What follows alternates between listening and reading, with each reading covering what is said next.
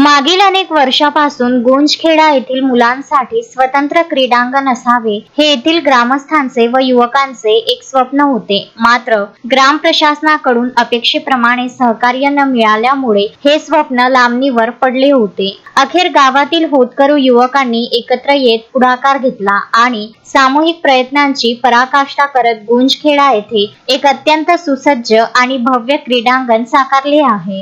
गावातील युवकांनी आपली क्रीडांगणाची अडचण नागपूर विद्यापीठाकडून व्हॉलीबॉल खेळलेले प्रवीण नांदे यांच्या समोर मांडली. क्रीडा क्षेत्राला प्रतिष्ठेचा विषय मानत नांदे यांनी तत्परतेने युवकांना सोबत घेऊन मैदान उभारण्याचा संकल्प सोडला. त्यानंतर गावातील दानशूर व्यक्ती व क्रीडाप्रेमींच्या सक्रिय सहकार्याने या महत्वाकांक्षी कामाचा श्रीगणेशा झाला.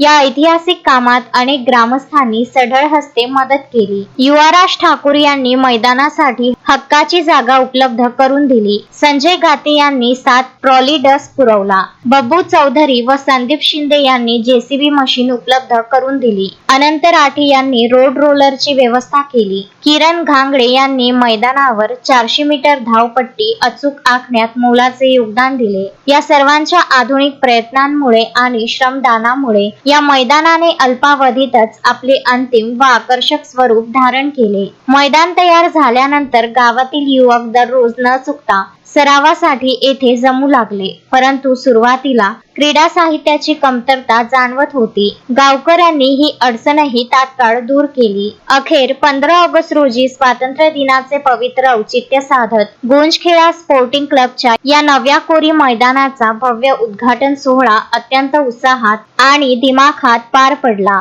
या ऐतिहासिक सोहळ्याला प्रमुख पाहुणे म्हणून उपविभागीय पोलीस अधिकारी डॉक्टर वंदना कारखेले या उपस्थित होत्या. त्यांच्या हस्ते फीत कापून व दीप प्रज्वलन करून मैदानाचे उद्घाटन करण्यात आले. या प्रसंगी मैदान उभारण्यासाठी प्रत्यक्ष व अप्रत्यक्षरित्या योगदान देणाऱ्या गावातील सर्व दानशूर व्यक्ती व मान्यवरांचा विशेष सत्कार करण्यात आला.